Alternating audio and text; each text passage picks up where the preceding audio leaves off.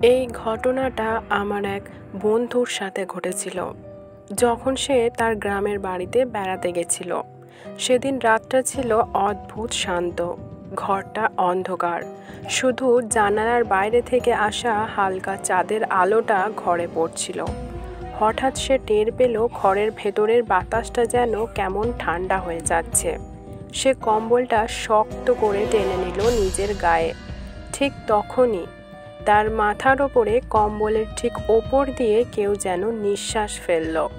একটা ঠান্ডা ভেজা নিঃশ্বাস। সে জমে গেল, নড়তেও পারছিল না।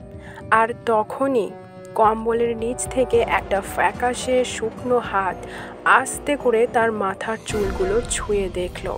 সে চিৎকার করতে যাচ্ছিল। ঠিক তখনই হাতটা হঠাৎ গুটিয়ে গেল। ঘরের ঠান্ডা ভাবটাও এক মুহূর্তে উধাও হয়ে গেল, যেন কিছুই ঘটেনি।